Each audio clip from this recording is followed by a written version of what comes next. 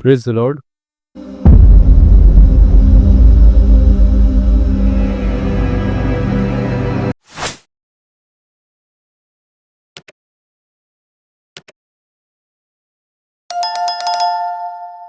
परमेश्वर की दया और करुणा से एक अवसर मिला उसके वचन में से सीखने का। आज जब मैं बाइबल स्टडी कर रहा था तो परमेश्वर ने मेरा ध्यान केंद्रित किया परफेक्शन के ऊपर, सिद्धता या परिपूर्ण, पूर्णता आप इसको कैसे कह सकते हैं। मेरा प्रभु हमसे बेहद प्रेम करता है, इसलिए मेरा प्रभु चाहता है कि उसके जो बच्चे हैं, परमेश्वर की जो संतान है, जिनको परमेश्वर ने चुना है, वो पूर्णता को हासिल करें, सिद्ध हो जाए। और सिद्ध करने का उसका तरीका अनोखा है। हम सोचते हैं सिद्धता को हम बाइबल पढ़कर, उसके निरंतर प्रार्थना करके, मीटिंगों में जाकर और बाइबल स्टडी कर कर हम सिद्धता हासिल कर लेंगे। हमारे विचार ये होते हैं, पर मेरा प्रभु आज हमें सिखाता है उसकी सिद्धता अनोखी है। हमें उसे पहचानना पड़ेगा। मूसा बोलता है, हे प्रभु मुझे अपनी गति सिखा। परमेश्वर ने मूसा को चुना और परमेश्वर ने मूसा को बोला, जा मेरा कार्य कर। मूसा अपने परिवार को छोड़कर, अपने बच्चों को छोड़कर, अपनी पत्नी को छोड़कर, अपनी पूरी सामान्य जिंदगी को छोड़कर एक संघर्ष और एक चुनौती भरी जिंदगी में चला गया, क्योंकि उस परमेश्वर का कहा टाल नहीं सकता था। और उसके जीवन में परफेक्शन, सिद्धता को प्रभु डालना चाहता था। अभी तक जो ये मूसा का जीवन था, उसमें आप देखिए दो पड़ाव आए थे। एक पड़ाव जिसके अंदर उसने लग्जरी लाइफ जी, आनंद से भरी हुई हर एक इच्छा को उसने पूरा किया, क्योंकि वो एक प्रिंस, एक राजकुमार का जीवन जी रहा था फिरौन के घर में। किसी बात की कमी नहीं थी, सब कुछ उसको मिला। और उसके बाद उसने 40 साल का जो जीवन जिया, अपनी पत्नी के साथ एक चरवाहे का जीवन जिया। मेरा प्रभु बहुत ही अलग ढंग से, व्यवहारिक ढंग से हमें सिखाता है। प्रैक्टिकल रूप से वो हमें समझाता है। थ्योरी में कभी नहीं समझाता। अब थ्योरी प्रैक्टिकल को आप समझे। प्रैक्टिकल वो जो आप जीवन के अनुभव हैं, थ्योरी वो जो आपके पढ़ के आपने सीखा है। तो मेरा प्रभु आपको पढ़ाकर नहीं सिखाता, आपके जीवन के अनुभवों से आपको सिखाता है और चाहता है कि आप सिद्धता को हासिल करें, पूर्णता को हासिल करें, ताकि अपने परमेश्वर के सामने हमें उपस्थित करके मेरा प्रभु यीशु मसीह गर्व के साथ कह सके, हे प्रभु ये वही है जिसके लिए मैंने जान दी। सिद्ध है आज, ये परफेक्ट है, ये इसमें कोई कमी नहीं है। इसको मैंने तराश दिया है, इसको मैंने सही कर दिया है। इसके अंदर गंदगियां थी, गुनाह थे, पाप थे, झूठ था, अब सब कुछ खत्म करके सिद्ध करके मैं तेरे सामने लाया हूं। उस सिद्धता को हासिल करने के लिए हमें दाम चुकाना होगा। यूं ही नहीं मिलती। प्रभु के नजदीक जाना चाहते हैं, प्रभु की संगति में बढ़ना चाहते हैं, प्रभु से हम वायदा करते हैं, हे प्रभु मैं तेरा साथ कभी नहीं छोड़ूंगा। और उसके बाद जब हमारे जीवन के अंदर मुसीबत, परेशानी, दुख आते हैं, हम बैकस्लाइड हो जाते हैं, पीछे खसक जाते हैं और बोलते हैं प्रभु जहां पहले था सही था। अगर यही जीवन जी रहे हैं आज हम, तो हमने उस सिद्धता को हासिल नहीं किया। प्रभु चाहता है हम उस सिद्धता को हासिल करें। और बाइबल करेक्टर अगर हम देखें, बाइबल के अंदर कई लोग हैं जिन्होंने सिद्धता को हासिल किया है। सबके समय काल अलग अलग है, समय अवधि अलग अलग है। किसी ने सिद्धता को जल्दी हासिल करा, किसी ने थोड़ा समय बाद हासिल करा, पर परमेश्वर ने जिसको चुना उसको सिद्ध किया और वो सिद्धता आज हमें देना चाहता है। वो चाहता है कि हम हर अवस्था में मेरे प्रभु को धन्यवाद दें। जब आप सिद्ध हो जाएंगे ना, आपके जीवन से सिर्फ धन्यवाद निकलेगा और मेरा प्रभु आपको धन्य कहेगा। भजन संहिता पढ़ते हैं ना हम, बार बार आता है धन्य है वो, धन्य है वो। आज मैं समझाता हूं आपको धन्य क्या है। और धन्य कैसे बनते हैं और धन्य होने के लिए क्या दाम चुकाना होता है। धन्य हर कोई नहीं होता, परमेश्वर में सिखाता है, आज हमें वो धन्य बनाना चाहता है। भजन संहिता निकालें, भजन संहिता उसका 37 और 31 आयत पढ़ें। यह पूर्णता को जब हम हासिल कर लेते हैं तब हमारा जीवन ऐसा होता है। 31 पढ़ें, 31, 37 का 31। उसके उसके परमेश्वर की व्यवस्था उसके हृदय में बनी रहती है, उसके पैर नहीं फिसलते। आमीन। आमीन। धन्य है, उसके पैर नहीं फिसलते। ऐसा व्यक्ति धन्य है। उसके परमेश्वर की व्यवस्था उसके हृदय में बनी रहती है। परमेश्वर की व्यवस्था हमारे दिल में बनी रहनी चाहिए और हमारे पैर ना फिसलें। अगर ऐसा जीवन जी रहे हैं हम, मेरा प्रभु बोलता है धन्य है, आशीषित है तू, तेरे ऊपर मेरी करुणा बनी हुई है। पैर फिसलना, इस चीज को सीखें हम। आज आपके सामने एक अवसर आया, इस चर्च के अंदर दान पात्र पड़े और दान पात्र के अंदर सारे 500 के नोट आए। कल्पना कीजिए, और बिना गिने वो दान पात्र यूं का यूं पड़ा है। और किसी को भी, मैं किसी का नाम नहीं लेता, किसी को भी अवसर मिले, पूरा चर्च खाली है, चर्च के अंदर कोई नहीं है, बोला जाना और चर्च में से ये काम करके आना। और वो चर्च में देख रहा है दान पात्र खुला हुआ है, उस दान पात्र के अंदर कम से कम 1 लाख रुपए पड़े हैं, जिसको किसी ने गिना नहीं है। ऐसे समय में हमारा पैर ना फिसले, धन्य है वो। आज हमारा पैर क्यों नहीं फिसल रहा? सबकी निगाहें, चर्च में कैमरा लग रहा है, हमारा पैर नहीं फिसल रहा, हम पकड़ाई में आएंगे। पर जब कोई नहीं देख रहा, अवसर है पाप करने का, उस समय भी यदि हम पाप ना करें तो हम धन्य हैं। उस अवसर को पाकर भी अगर हम उस अवसर का लाभ ना उठाएं, पाप ना करें, तो धन्य हैं हम। अगर हम उस अवसर का लाभ उठा लेते हैं और इस 1 लाख में से अगर 50,000 निकाल लेते हैं, किसी को पता लगेगा? नहीं पता लगेगा। परमेश्वर ने देखा, परमेश्वर उसका दंड जरूर देगा, क्योंकि वो पैसा पवित्र है, वो पैसा परमेश्वर का है, किसी पास्टर का नहीं है, वो पैसा चर्च का है। उस पैसे में से उठाने की हिम्मत जब हम करते हैं, मेरा प्रभु बोलता है तो दुष्ट और पापी है। तेरे जीवन में बिल्कुल भी डर नहीं है मेरा, भय नहीं है मेरा, उस पैसे में से लेने की हिम्मत कैसे हुई तेरी? पर यदि वो व्यवस्था हमारे जीवन के अंदर है, वो आशीष हमारे जीवन के अंदर प्रभु दे चुका है, उसने हमें चुना है, ऐसे कितने ही अवसर क्यों ना आ जाए, आपका विवेक आपको शुद्ध रखेगा, आप उसमें हाथ नहीं डालेंगे। इस चीज को मेरा प्रभु चाहता है, धन्य है तू। उस अवस्था में डालता है कि इस अवस्था में पाप करता है या नहीं करता, और वहां से जब हम निकल जाते हैं, मेरा प्रभु बोलता है धन्य है। पैर फिसलना नहीं है।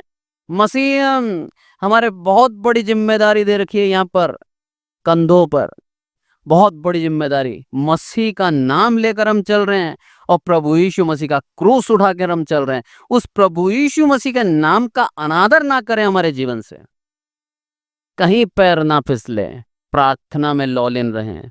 मैं ये नहीं कह रहा कि बाइबल पढ़ने से आपको ज्ञान नहीं आएगा, ज्ञान आएगा, पर धन्य आप जब ही कहलाएंगे जब परीक्षाओं में से सफल होकर बाहर निकलेंगे, उन परीक्षाओं को हरा देंगे, उन टेम्पटेशन को मारकर आप जब बाहर आएंगे, तब जाकर आप धन्य कहलाएंगे। दाऊद राजा ऐसे धन्य नहीं कहलाया। दाऊद राजा के जीवन में कई अवसर आए और हर एक अवसर में उसने परमेश्वर के नाम की महिमा करी।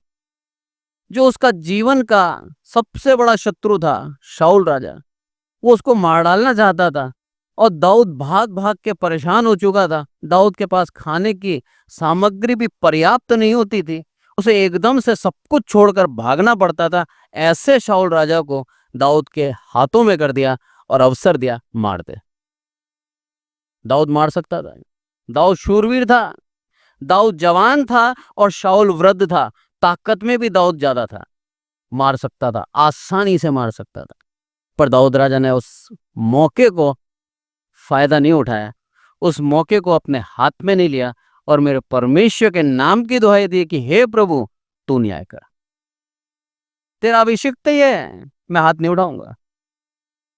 उसका पैर नहीं फिसला, इस कारण से वो धन्य कहलाया, इस कारण से वो आशीषित कहलाया। आज आपके और मेरे जीवन में यदि ये पल आते हैं, पाप करने का मौका है, आप उससे बच जाते हैं, तो आप अपनी धार्मिकता को सिद्ध ना करें, परमेश्वर के अनुग्रह को धन्यवाद करें कि उसका अनुग्रह आपके ऊपर है। उसके प्रेम के कारण हम बच गए, उसकी दया के कारण उसने हमें पाप नहीं करने दिया। पाप के ऊपर विजय सिर्फ और सिर्फ मेरा प्रभु यीशु मसीह ने पाया है। हम मनुष्यों ने पाप के ऊपर विजय नहीं पाई।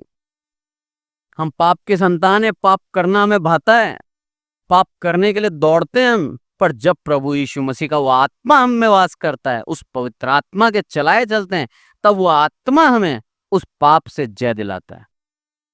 इसलिए उस आत्मा के चलाए चलें, धन्य हो जाएं, क्योंकि मेरा प्रभु जब तक आपको सिद्ध नहीं करेगा, परफेक्ट नहीं करेगा, आप स्वर्ग राज्य नहीं जा सकते। स्वर्ग राज्य के अंदर ऐसा नहीं है चलेगा। 99 अच्छे काम करें साहब, एक ही बुराई है इसके अंदर, झूठ बोलता है, चलेगा, इसको ले लेते हैं। स्वर्ग राज्य में परफेक्शन है, सिद्धता है। उस एक को भी जब तक नहीं हटाएगा प्रभु, तब तक आपको अवसर देगा, और जब वो हट जाएगा आप 100% शुद्ध हो जाएंगे, आपको स्वर्ग राज्य ले लेगा। आज हमारा जीवन हम जी रहे हैं, लंबी आयु दे रहा है प्रभु। प्रभु चाहता है कि हम अपने जीवन को जांचें और अपनी हर एक बुराई को त्यागते जाएं, हर एक गंदगी को हटाते जाएं और परफेक्ट हो जाएं, क्योंकि मेरा प्रभु सिर्फ परफेक्ट व्यक्ति को ही, सिद्ध व्यक्ति को ही चुनता है। नहीं, सिद्ध व्यक्ति को ही स्वर्ग राज्य लेके जाता है। चुनता तो अपनी इच्छा से, जिसका मन निर्मल है, जिसके मन में कपट नहीं है, ऐसे व्यक्ति को चुनता है। एक और आयत निकालें आप, भजन संहिता 106 और उसका 3।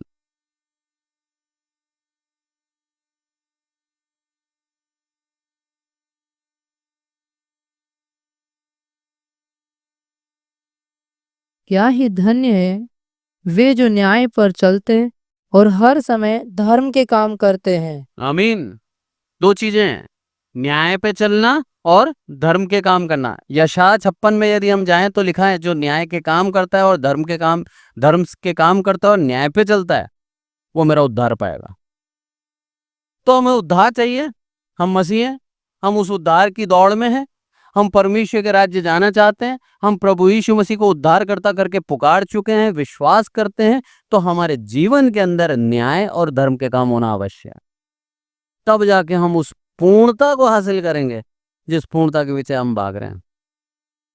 प्रभु चाहता है उस पूर्णता को हासिल कर लें।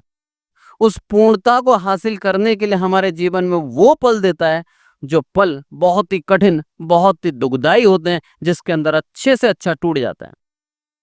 भजन संहिता के अंदर ही अगर हम रहें तो भजन संहिता 23 उसका पहली आयत क्या बोलती है मालूम है? यहोवा मेरा चरवाहा है, मुझे कुछ घटी नहीं होगी। और किस अवस्था में लिख रहा है वो? भुखमरी की अवस्था में। किस अवस्था में लिख रहा है? जंगल के अंदर, विल्डरनेस की अवस्था में लिख रहा है। उसकी पत्नी उससे छूट चुकी है, मिकेल वहीं रह गई थी, शाऊल ने उसको अपनी पत्नी नहीं दी थी, अकेला दाऊद भागा था। सेनापति का पद था, एक सम्मान का पद, उस सम्मान के पद से अब उसके पीछे नाम लिख के अब भगोड़ा, अनादर हुआ उसका। अब कोई उसको देखकर सलूट नहीं मारता, अब उसको देखकर लालच से भर जाता है कि अब भी शाऊल को बताएंगे और मेरे को इनाम मिलेगा।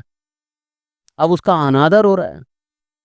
उस प्रभु परमेश्वर के पीछे ईमानदारी से चलने का कारण आज दाऊद ऐसी अवस्था में कि उस अवस्था में कोई मनुष्य जाना नहीं चाहता। कोई जाता है कि भगोड़े का जिंदगी जिए? नहीं चाहता। उस अवस्था में दाऊद कह रहा है, यहोवा मेरा चरवाहा है, मुझे कुछ घटी नहीं होगी। आशीषित और धन्य व्यक्ति कह सकता है और कोई नहीं कह सकता। उस अवस्था में आने के बाद भी परमेश्वर पे विश्वास है कि मेरे प्रभु की योजना मेरे जीवन में बेहतर की है। आमीन। उस अवस्था में भी उसके पैर नहीं फिसले, उस अवस्था में बुड़बुड़ाया नहीं, उस अवस्था में परमेश्वर के ऊपर मूर्खता से दोष नहीं लगाया कि हे प्रभु तूने मेरे जीवन से सारी खुशियां छीन ली।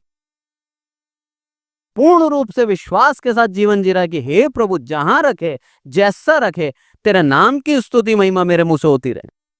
7 बार ऐसी अवस्था के अंदर गाना गाना, 7 बार परमेश्वर का धन्यवाद देना और हर बार कहना हे प्रभु तू धन्य है, तेरा नाम का धन्यवाद दूं मैं, तूने मुझे जीवित रखा, तेरा इससे बढ़कर और क्या धन्यवाद दूं। उसको जीवित रहना ही काफी था, काफी है प्रभु। जब तक सांसें हैं तेरे नाम का धन्यवाद दूंगा, ये दाऊद का जीवन था। ऐसे धन्य नहीं हुआ वो, उस कठोर परिश्रम से होकर गुजरा है, उस संघर्ष से होकर गुजरा है, उस चुनौतियों का सामना किया है और हर एक अवस्था में प्रभु को धन्यवाद किया है। कभी भी बुड़बुड़ाया नहीं जिसे इस्राएली बुड़बुड़ाते थे। जैसे परेशानी आती थी इस्राएली बुड़बुड़ाने लग जाते थे। परमेश्वर ने क्यों दी उनके जीवन में वो अवस्था? क्यों उनको पानी से रोक दिया? क्यों चट्टान को मारने के बाद पानी निकला, पहले पानी क्यों नहीं दिया? उसका कारण था सिद्ध बनो, परफेक्ट हो जाओ, क्योंकि तुम मेरी संतान हो। तुम्हें कनान देश देने जा रहा हूं वो सिर्फ सिद्ध लोगों के लिए ही है। आमीन। उस सिद्ध नहीं बने इसलिए मार्ग में रह गए। जो उसकी संतानें सिद्ध हुई वो कनान पहुंची। आज आपके पास और मेरे पास एक चुनाव है, या तो सिद्ध बने और उस कनान को प्राप्त कर लें जो स्वर्ग राज्य है, या फिर अपूर्ण होकर असिद्धता के अंदर, अभाव के अंदर परमेश्वर की आज्ञा का अनाज्ञाकारी बनकर हम यहीं रह जाएं और वो कनान देश हमारी संतानों को दे देगा, हम रह जाएंगे। बहुत बड़ा दुख है ये। मिस्र से निकाल कर कनान देश देना, आज एक पूरा का पूरा मनुष्य जाति को यह समझाया है कि तुम्हें पाप से निकाल कर स्वर्ग राज्य दूंगा, पर उस यात्रा में मेरे साथ बने रहो। अगुवाई मैं करूंगा, जरूरतें पूरी मैं करूंगा, दुश्मनों से सुरक्षा मैं दूंगा, तुम्हारी प्रॉपर्टी को बढ़ाता जाऊंगा। उनकी भेड़ बकरियां मरी नहीं थी रास्ते में, बड़ी थी, उसकी संपत्ति बड़ी थी। परमेश्वर ने उनको बहुतायत की आशीष दी थी, उनको खाना देता था प्रतिदिन, उसकी इच्छाओं को पूरा करता था, उनकी आवश्यकताओं को पूरा करता था। प्रभु चाहता बस एक ही चीज था, मेरे पीछे मेरे नाम से चलते रहो विश्वास के साथ, बस ये चाहता था वो। पर वो कर नहीं पाए क्योंकि वो सिद्ध नहीं बन पाए। परीक्षाएं तो दी उनके जीवन में ताकि वो सिद्ध बन जाए और कनान देश उनका हो जाए, पर उन परीक्षाओं में विफल होकर वो मार्ग में ही रह गए। क्या आज हम मार्ग में रहना चाहते हैं या हम कनान देश जाना चाहते हैं? अगर मार्ग में रहना चाहते हैं तो उन परीक्षाओं में बुड़बुड़ाओगे आप। मार्ग में रहना चाहते हो तो असफलता को बार बार हासिल करोगे। पर यदि उस कनान देश, उस सिय्योन परमेश्वर के पर्वत पर जाना चाहते हो, स्वर्ग राज्य जाना चाहते हो, तो हर अवस्था में, हर बुरी अवस्था में मेरे प्रभु यीशु मसीह का धन्यवाद दें और ये जान लें कि मेरे प्रभु ने हमें चुना है सिद्ध बनाने के लिए। आमीन। वो परफेक्ट करना चाहता है हमें, वो अपने संतान के समान हमें अधिकार देता है, तो आपके संतान के समान हमें परफेक्ट भी करेगा। बहुत बड़ी बात है ये। प्रभु यीशु मसीह परफेक्ट, किसी बात की कमी नहीं थी। इस कारण से उन्होंने मृत्यु को हराया और तीसरे दिन जी उठे। आज उन्होंने वही चीज हमारे लिए लिखी है कि हर एक मसीह प्रभु यीशु मसीह के समान मृत्यु का हरा के जी उठेगा। तो उसके लिए हमें परफेक्ट होना आवश्यक है। उसके लिए हमारे जीवन के अंदर हर एक बुराई को त्यागना आवश्यक है। हर विपरीत परिस्थिति में प्रभु नाम पे विश्वास होना आवश्यक है। प्रभु यीशु मसीह के पीछे ईमानदारी से चलना आवश्यक है और प्रभु यीशु मसीह के वचनों को थामे रहना आवश्यक है। जब उस हिसाब से चलते हैं हम, जब उन बातों को याद करते हुए चलते हैं, स्मरण रखते हैं, तब मेरा प्रभु हमें बोलेगा धन्य है तू मेरे दास, जो तूने मेरे नाम को नहीं छोड़ा। हर अवस्था में तूने मेरे नाम को धन्य कहा है, तूने मेरे नाम का धन्यवाद दिया है। तूने परिस्थिति को नहीं, मेरी ओर निगाह करी है। आज हमें परिस्थिति को नहीं देखना, हमें परमेश्वर की ओर निगाह करना है। बाइबल की सबसे बड़ी बात क्या है मालूम है? सबसे बड़ी वचन, सबसे बड़ी बात बाइबल की एक ही है कि परमेश्वर ने हमें चुना है, हमने उसे नहीं। परमेश्वर ने हमें चुना है, यह है सबसे बड़ी बात। हमारी अशुद्धियों के बावजूद भी परमेश्वर ने हमें चुना है। परमेश्वर हमसे महान कार्य कराना चाहता है, परमेश्वर हमें सिद्ध करना चाहता है। उसकी योजना के तहत ईमानदारी से चलें।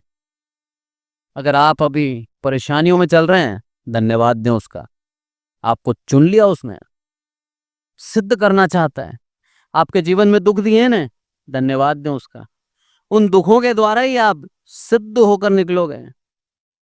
एक शिल्पकार होता है ना, शिल्पकार, जो हथौड़ी और छेनी से पत्थर में आकृति बनाता है।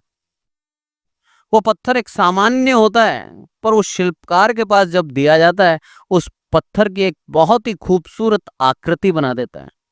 फिर उस पत्थर की वैल्यू बढ़ जाती है, अधिक दामों में बिकता है। पर उस पत्थर को सहना होता है, उसकी छेनी और हथौड़ी के मार को।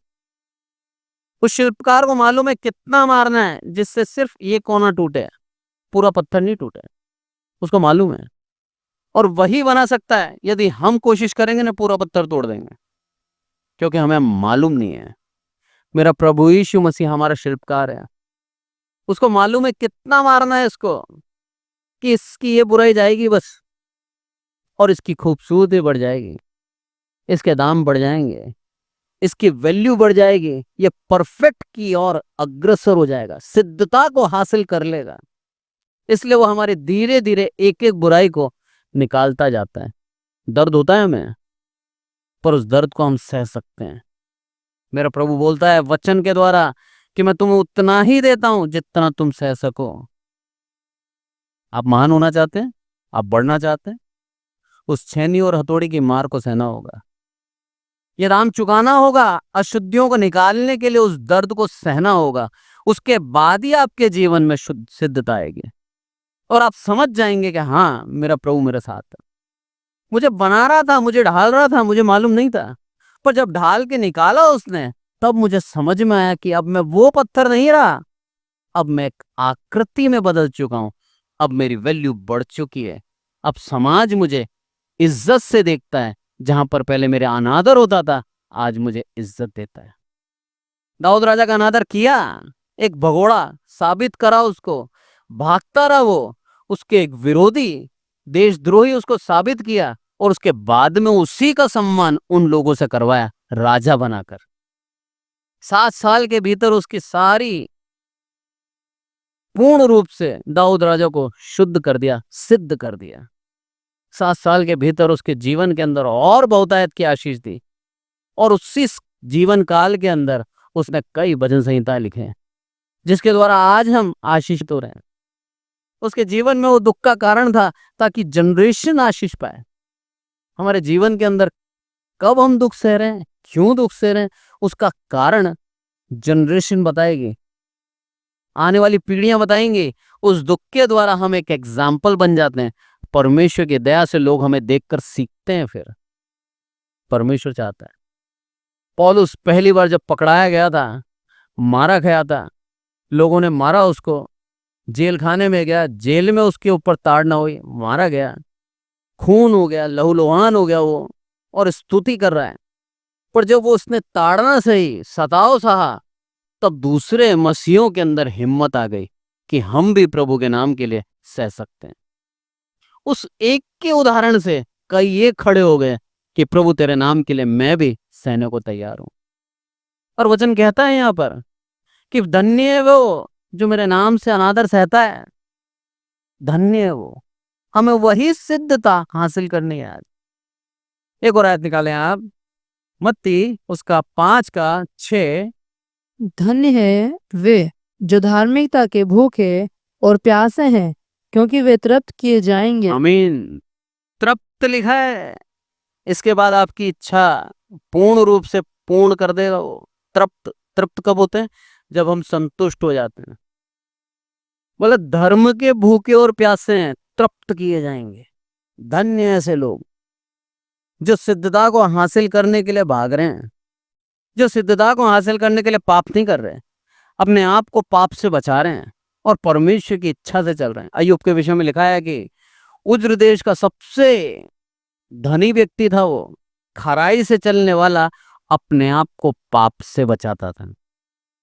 आज हमारे पास अवसर है पाप के, हमें प्रलोभन दिया जाता है, हमें चोरी का अवसर है, हमें व्यभिचार का अवसर है, हमें धोखा देने का अवसर है। कोई ऐसा भी अवसर अगर आपके जीवन के अंदर परीक्षा करने वाला डाल रहा है और वहां से आप ईमानदारी से निकल रहे हैं, धन्य है आप। प्रभु ने आपको चुन लिया है। प्रभु आपको एक सीढ़ी और बढ़ा रहा है, परफेक्शन की ओर, सिद्धता की ओर। आपको सिद्ध करके अपने राज्य का वारिस बनाना चाहता है। वारिस। मैं जब छोटा था, मैं बताता हूं आपको, मेरे जीवन के अंदर मैं कई सपने देखा करता था, कई सपने। आप भी हंसोगे कि मेरे कोई पिता बहुत ही अमीर, बहुत ही करोड़पति, अरबपति होता, हमारे पास भी बंगले होते, हमारे पास भी सब कुछ होता। एक गरीब पिता के संतान हूं मैं। मेरे पिता एक टेलरिंग का काम करते थे और हमने पूरा जीवन एक टीन शेड वाले घर में बिताया। और आज भी मेरे पास घर नहीं है। परमेश्वर से प्रार्थना है कि प्रभु मुझे घर देगा। आज मेरे पास घर नहीं है। वो टीन शेड वाले मकान के ऊपर भी विवाद है, उसके अंदर भी हम हमारे हिस्से के लिए फरियाद कर रहे हैं, पर वो आज भी उसका न्याय नहीं हुआ है, तो वो भी हमारा नहीं रहा। पर परमेश्वर की दया और करुणा सदा हमारे साथ है, सदा। जहां कहीं भी रखा, उत्तम अवस्था में रखा। किराए में भी है तो भी उत्तम अवस्था में है, क्योंकि उसकी दया करुणा हमारे साथ है। प्रभु का वचन बोलता है, तुम इस दुनिया के अंदर यात्री हो और यात्री का जीवन जियो। तो यात्री का जीवन मैं जी रहा हूं। आज प्रभु आ जाए, आज मैं सब कुछ छोड़ के जा सकता हूं आराम से, क्योंकि कुछ भी नहीं है मेरे पास। धन संपत्ति हो, 100-200 करोड़ का अगर महल है, छोड़ने में तकलीफ होगी ना। कैसे छोड़ें? उदाहरण से बताता हूं आपको। आप सोच रहे हो हम आसानी से छोड़ देंगे। लूत था ना, लूत। लूत के परिवार को बोला था तीनों ने जाकर, सुबह होने से पहले निकल जाओ। वो सब सामान बटोरे हैं, पैकिंग कर लें। धन संपत्ति थी। लूत के विषय में लिखा है वह आशीषित और धर्मी व्यक्ति था, बाइबल का वचन कहता है। तो जो धर्मी और आशीषित है, परमेश्वर उसको धन से भी आशीषित करता है। सब कुछ था उसके पास। जब वो नहीं जा रहे थे तो क्या करा उन्होंने? उठाकर उनको नगर के बाहर कर दिया और बोला था पीछे मुड़ के मत देखना। पर उसकी पत्नी का मोह उस पैसों में था, उसके जेवरों में हो सकता है, उसके घर में हो सकता है, उसके धन में हो सकता है। हो सकता है उनके पास हीरे जवाहरात हो सकता है उनके पास बहुतायत की संपत्ति हो। 100% होगी, हो सकता है, क्या है, क्योंकि उनके पास बहुतायत की आशीष थी। इसी कारण से वो लोग अलग अलग हुए थे, अब्राम और लूत। बोला तेरी भेड़ बकरियां बढ़ गई हैं, मेरी भी बढ़ गई हैं, इसलिए चरवाहे लड़ रहे हैं। बोला तू अलग हो जाए। तो कितना था उसके पास? वो सब कुछ त्यागने में दिक्कत हो गई और पीछे मुड़कर देख लिया, और जैसे ही देखा, नमक का खंभा बन गई। क्यों बन गई? क्योंकि परमेश्वर ने अलाउ नहीं किया था कि उसके प्रकोप को कोई देखे। जिसको बोलेगा वही देख सकता है, हर कोई देखने की चेष्टा ना करे। जो मना किया है वो मना किया है, दोहराए ना। उसकी आज्ञा जब एक बार मिल गई है, उस आज्ञा को हम प्रार्थना निवेदन से बदलने की कोशिश ना करें। वो बदलता नहीं है। वचन कहता है साफ साफ, मनुष्य नहीं है जो कह के बदल जाए, परमेश्वर है वो। उसका वचन अटल है, जो कह दिया वैसा ही रहेगा वो। और उसको नमक का खंभा उसी क्षण बना दिया। लूत ने पीछे मुड़कर नहीं देखा, उसकी दोनों बेटियों ने पीछे मुड़कर नहीं देखा, क्योंकि लूत की निगाह प्रभु की ओर थी, संपत्ति पे नहीं थी। आज प्रभु ने उस अवस्था में रखा है। आज प्रभु आए, आज जाने को तैयार हूं, खुशी खुशी। कुछ भी नहीं है। और प्रभु ने भूखा भी नहीं रखा। जरूरतें भी सारी पूरी करता है। धन संपत्ति के नाम पे कुछ नहीं है, छोड़ने को तैयार हैं आज, क्योंकि ये देश, ये धरती हमारा स्वदेश नहीं है। हर एक मसीह का जो स्वदेश है वो स्वर्ग राज्य है। उस स्वर्ग राज्य के लिए प्रभु हमें चाहता है सिद्ध बनाना। इसीलिए हमारे जीवन में अभाव रखता है, हमारे जीवन में कमियां रखता है, ताकि हमारे घुटने टिकते रहें, प्रभु की नजदीकी में बने रहें और उससे दूर ना जाएं। उसके प्रेम को समझें हम, कि हमारे जीवन में दुख भी है तो उसमें भी हमें वो निखार रहा है, उसमें भी हमें बढ़ा रहा है। क्या प्रेम है मेरे प्रभु का। जल्दी से एक और आयत देखें आप, अ, इतिहास, दूसरा इतिहास और उसका 36 का 16। यहाँ पर 12 जब मैं पढ़ता हूँ, मत्ती 5 के 12 में क्या लिखा है, तब आनंदित और मगन होना, क्योंकि तुम्हारे लिए स्वर्ग में बड़ा प्रतिफल है, इसलिए कि उन्होंने इन भविष्यवक्ताओं को जो तुमसे पहले थे इसी रीति से सताया था। धन्य है वे जो प्रभु के नाम से सताए जाते हैं। बोले यदि तुम्हें सताया जा रहा है, धन्यवाद दो। दूसरा इतिहास उसके 36 के 16 में क्या लिखा है, परंतु वे परमेश्वर के दूतों को ठट्ठों में उड़ाते, उसके वचनों को तुच्छ जानते और उसके नबियों की हंसी करते थे। अतः यहोवा अपनी प्रजा पर ऐसा झुंझला उठा कि बचने का कोई उपाय न रहा। आमीन। आमीन। झुंझलाहट, बोला मार दूंगा, क्रोध में आ गया। बोला मेरे दासों का जो मेरे नाम से आते हैं तुमने क्या करा, हंसी उड़ाई। अरे उस व्यक्ति में मानता नहीं थी, पर प्रभु परमेश्वर के नाम में मानता थी। मेरे नाम का अनादर करते हुए तुम कांपे नहीं। बोला तुमने मेरे वचनों को तुच्छ जाना। जिन वचनों के द्वारा तुम स्वर्ग राज्य जा सकते हो, उस वचन को तुमने तुच्छ जाना। और वचन कौन है, बाइबल बोलती है प्रभु यीशु मसीह। बोला तुमने उसको तुच्छ जाना और तुमने क्या करा, अपमान किया, अनादर किया। इसीलिए आज तक वो अपमान और अनादर बना हुआ है परमेश्वर के दासों का। और हर एक जिसका अनादर हुआ है, धन्य है वो प्रभु के नाम से। यदि उसका अनादर हुआ है तो उस यीशु मसीह के नाम को प्रमोट करने में यदि उसको सताया जाता है, धन्य है वो। प्रभु ने चुना है उसको उस प्रतिफल के लिए, जो प्रतिफल सिर्फ सिद्ध लोगों को प्रभु देगा, और उस सिद्धता की ओर हमें लेके चलता है। कितना धन्यवाद दें हम उसका।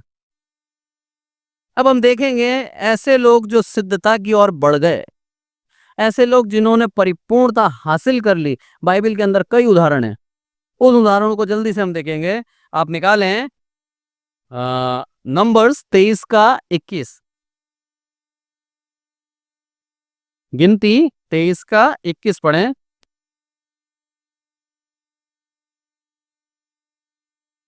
उसने याकूब में अनर्थ नहीं पाया और न इज़राइल में अन्याय देखा है। उसका परमेश्वर यहोवा उसके संग है और उनमें राजा की सी ललकार होती है। आमीन। सबसे बड़ी बात, जब प्रभु हमारे अंदर धन्य और परफेक्शन डालता है, तब क्या करता है, परमेश्वर हमारे संग रहता है। और उसका परफेक्शन पाने का सबसे बड़ा कारण यही है कि मेरा प्रभु हमारे संग हो जाए। बोलता याकूब में कोई अनर्थ नहीं पाया उसने। कितनी बड़ी बात बोली। याकूब अकेला नहीं था, याकूब से इसराइल बना, और वो पूरा का पूरा इसराइली जाति के विषय में कह रहा है मैंने अनर्थ नहीं पाया इसमें। ये शुद्ध मन वाले हैं। जब नतनेल को परमेश्वर के पुत्र प्रभु यीशु मसीह ने संबोधित किया कि तू सच में एक इसराइली है, क्योंकि तेरे मन में कपट नहीं है, तो जो कपट नहीं रखता वो इसराइली है। आज आप और मैं यदि प्रभु यीशु मसीह की उस प्रजा के अंदर शामिल होना चाहते हैं, जीवन से कपट हटा रहे हैं, उस कपट को हटा दें जीवन से, क्योंकि जैसे हम कपट को हटाएंगे हम उस इसराइल की प्रजा में जुड़ जाएंगे और मेरे प्रभु की निज प्रजा कहलाएंगे। इसलिए बोलता है धन्य है, अधर्म नहीं है याकूब के अंदर। तो याकूब वो परमेश्वर की संतान ठहरा जो सिद्धता को हासिल किया, और परमेश्वर ने उसके अंदर अधर्म को हटा दिया। नूह के विषय में लिखा है धर्मी था वो पूरे संसार के अंदर अकेला, और परमेश्वर ने उसको बचा लिया। यह परमेश्वर हमारे संग रहता है, परमेश्वर में विपत्ति से बचा लेता है जब हम सिद्धता को हासिल कर लेते हैं। इसलिए हमें सिद्ध होना बहुत जरूरी है। एक और आयत निकालें आप, यूहन्ना उसका 1:47।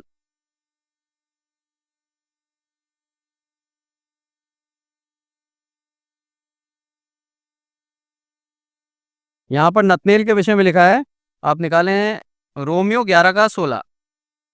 47 ना हाँ वन। पढ़े। यीशु ने नतनिएल को अपनी ओर आते देखकर उसके विषय में कहा, देखो यह सचमुच इजरायली है, उसमें कपट नहीं। आमीन। आमीन। सचमुच इस्राएली है, इसमें कपट नहीं है। सिद्ध ये व्यक्ति परमेश्वर का दास बनने योग्य है।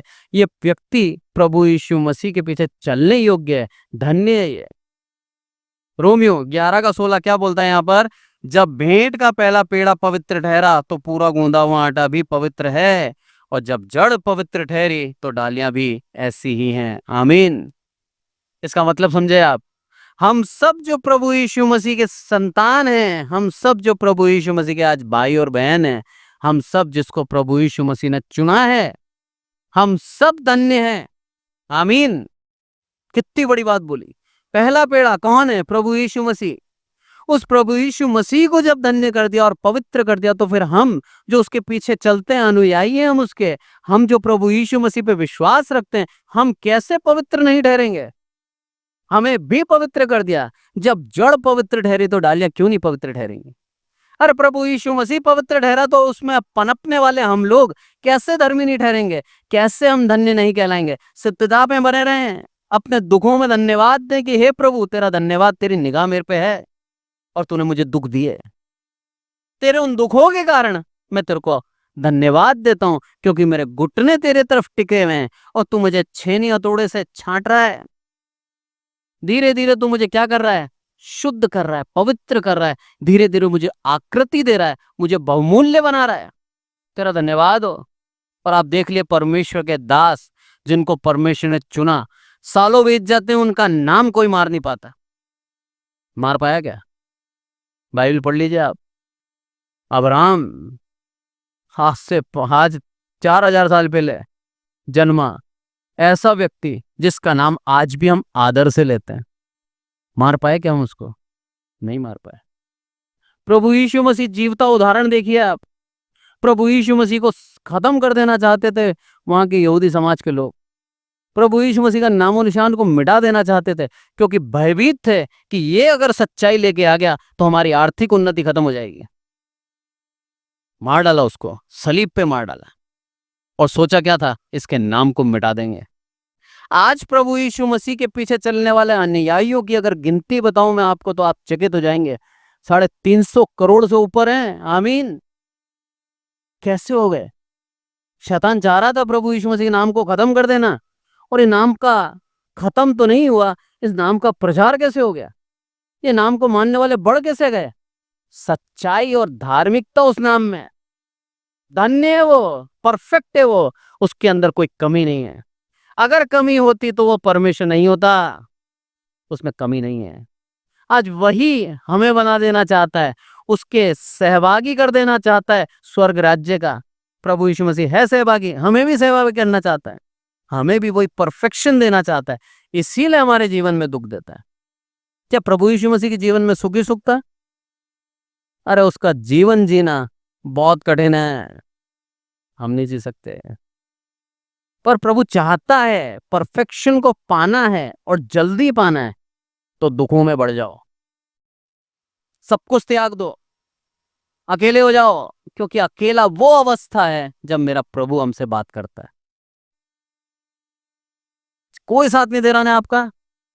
आप जहां पर हाथ फैलाते हैं वहीं से आपको निराशा मिलती है, आपकी जरूरतें पूरी नहीं हो रही है, आप दुखी में बढ़ते जा रहे हो, कर्जा बढ़ता जा रहा है, आपके जीवन के अंदर कहीं से आपको खुशी की एक किरण नहीं दिख रही, सब जगह अंधेरा ही अंधेरा है। परफेक्ट टाइम है प्रभु की बात करने का। प्रभु की ओर आंखें कर लें, वो आपसे बात करना चाहता है, क्योंकि अब कोई बात नहीं कर रहा आपसे, मेरा प्रभु आपसे बात करना चाहता है।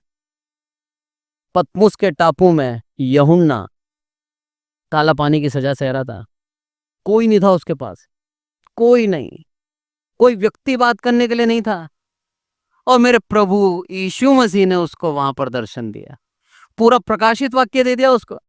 आमीन। उस अवस्था में जब कोई नहीं है उसके पास, मेरा प्रभु आपके साथ है। धन्यवाद दें, उस अवस्था में हैं तो। यदि कोई नहीं साथ दे रहा ने, मेरा प्रभु साथ देने के लिए खड़ा है। उसकी ओर देखें, देखें उसकी ओर, वो चाहता है हम उसकी ओर देखें। एक और आयत निकालें फटाफट, दूसरा पत्रस 2 का 7 और 8।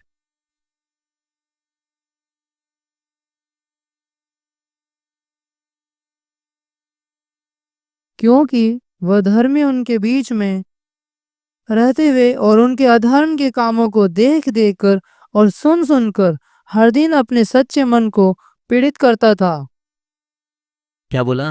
लूत के विषय में लिखा है, क्या करता था? और धर्मी लूत को जो अधर्मियों के अशुद्ध चाल चलन से बहुत दुखी था, छुटकारा दिया, क्योंकि वह धर्मी उनके बीच में रहते हुए उनके अधर्म के कामों को देख देख कर और सुन सुनकर हर दिन अपने सच्चे मन को पीड़ित करता था। धर्मी लूत, लिखा है साफ साफ, पीड़ित कर रहा है बेचारा, क्योंकि वो देख नहीं पा रहा दुख को, देख नहीं पा रहा उस अधर्म को, देख नहीं पा रहा व्यभिचार को, देख नहीं पा रहा उस अधर्म के कामों को, दुष्टता को। वो चाहता था कि हे प्रभु इनको सुधार दें, पर हो नहीं पाया, क्योंकि परमेश्वर ने कुछ और ही सोचा था उनके लिए। एक समय अवधि देता है हमें बदलने की। वो समय अवधि को यदि हमने नहीं पहचाना और हम ढिठाई के पापों में बने रहे, फिर हमें नाश करता है। बहुत कठोर है पर सत्य है। जब अवसर मिला है, अपने पापों को मान ले, शर्म ना करें, जो किया है स्पष्ट रूप से प्रभु के सामने आके अंगीकार किया, गोलमोल बातें ना करें, प्रभु से बहाने ना बनाए, प्रभु गलती से हो गया नहीं, जानबूझ के करा, इंटेंशनली करा, सच में मानता हूं मैं, स्पष्टता से माने कि हाँ प्रभु दोषी हूं, मेरे इस दोष को तो निर्दोषता में बदल, वो बदल देगा। करा प्रभु, पाप किया, उस पाप को अंगीकार करना बहुत जरूरी है यदि हम सिद्धता को हासिल करना चाहते हैं तो। और जब हम मान लेते हैं, मेरा प्रभु हमारे अधर्म को त्याग कर हमें धर्मी बना देता है। सबसे बड़ा कारण है वो हमारे पाप क्षमा करेगा ही, क्योंकि 2000 साल पहले वो हमारे पापों के लिए ही मरा है। तो हमारे पाप को ऐसा नहीं है कि वो क्षमा नहीं करेगा, 100% करेगा, पर हमें मानना है सच्चे दिल से, हाँ मैं पापी था और पापी हूं। यदि अभी कर रहे हैं पाप तो माने सच्चाई से, अपने अधर्मों को उसके सामने रखें, आपके अधर्मों को धर्म में बदल देगा, वो साफ कर देगा, शुद्ध कर देगा। वो इतनी शक्ति और सामर्थ रखता है, माने। एक और आयत निकालें आप, पहला यूहन्ना और उसका 2 का 5।